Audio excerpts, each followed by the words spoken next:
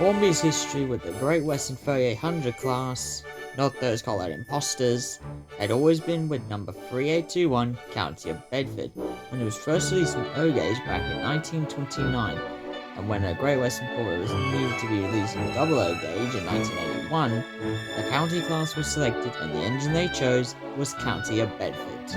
This one engine is embedded into Hornby's history that it's no surprise that in 2011 they brought Bedford back out in the railroad range, 30 years after the first double O gauge County was released. But we're not here for a history lesson. This video is about my model. My model of County of Bedford is one of the 2011 released railroad ones that was bought on eBay back in January 2011 and arrived from the UK ahead of schedule. I posted on Instagram about its arrival and became my first 440. Link in the description to my Instagram if you want to check it out. For your information, most of my fleet is comprised of 460s, especially Great Western types. I love the way this model was made, but I thought it was missing some details. Quite a lot actually, and if you're unaware, I'm quite not finished with what needs to be done before I call it complete. First, let's look at the locomotive itself before we go to the tender and performance. I will also go over the mods I've done to the model. At the front, we can see that there is plenty of rivet detail on the buffer beam. For those who don't know, a buffer beam is literally the part of the locomotive of European practice that hold the buffers and couplings. I don't know their American equal, but if you know, feel free to leave it in the comments. The buffers are sadly not sprung, and I have no plans to convert this model with them. One thing people will notice is that there is no front coupling hook in the middle. The original looked boring and inaccurate, so I removed it with a scalpel. I plan on using a scale screw link as its replacement once I buy it. I have yet to buy the number decals for the buffer beam that is common in practice on GWR locomotives, which neither St. Patrick demonstrates here. Another detail is the missing vacuum brake pipes, since they are to the wrong design. While the ones supplied create a P shape and are basic, that is not the pattern used by the GWR, as the Star class also demonstrates the correct pattern. The bar on the front bay is just a piece of steel wire held by friction between the guard irons. The smokebox door dart and straps were highlighted using silver paint, as these were Tomplik Express passenger locomotives. A role the real locomotives held to the day the last one was withdrawn in 1933. The boiler banding is simple and lacked the orange line you'll find on later railroad GWR BR green steam locomotives.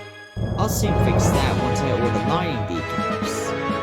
On the right hand side, the driver's side of this engine, we see a metal reversing system with the reach rod and reversing arm. A nice detail, as it stands out better than a plastic one and add an extra level of realism into something meant for beginners.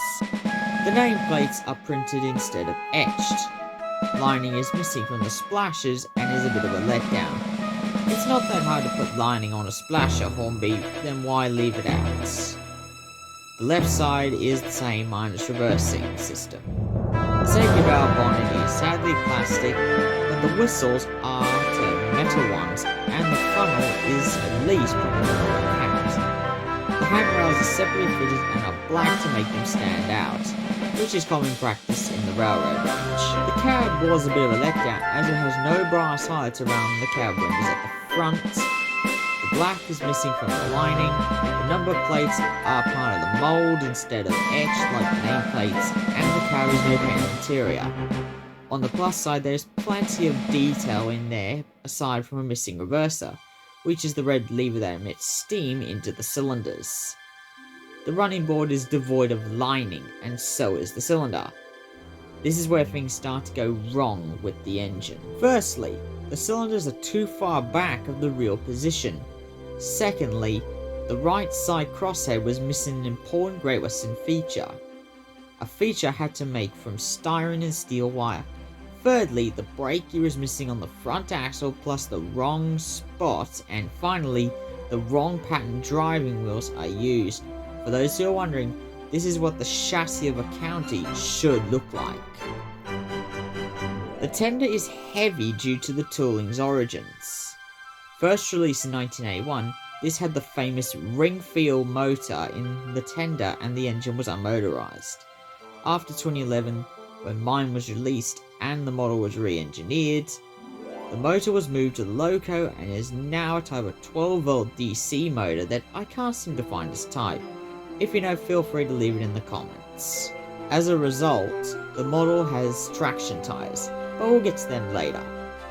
The lining is the same as the cab, no black, and some might be guessing, isn't there supposed to be lining on the tender fender? Yes, mine has it, but I painted over it. I wanted mine to be a post-1930 locomotive, and according to the GWR modelling website, tender fender lining was phased out around 1930. The handbrakes were once again highlighted with silver paint, with the bunker having moulded coal that is not removable. I will not remove it for a custom colo due to it being done to accommodate the long since removed ring-feel motor from the model. The bottom half of the tender is also devoid of lining of any kind.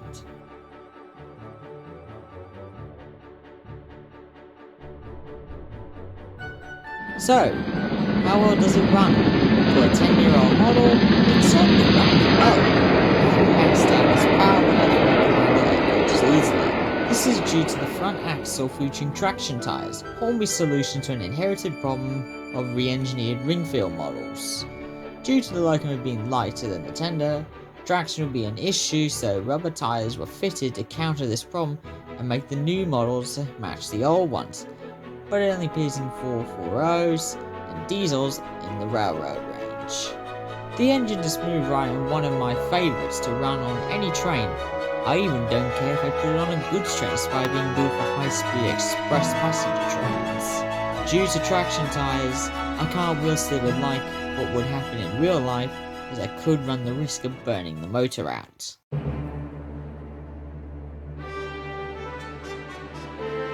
Well, that's my model of County of Bedford.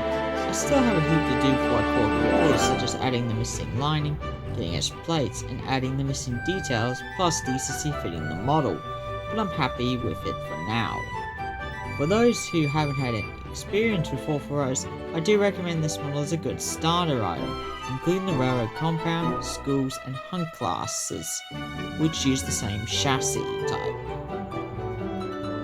I'll see you all next time in another episode of New Oban's Engine Shed, and I think I know who wants that spot. Thanks for watching, and if you like this video and want to see more in the future, press that like button and feel free to subscribe. Bye for now.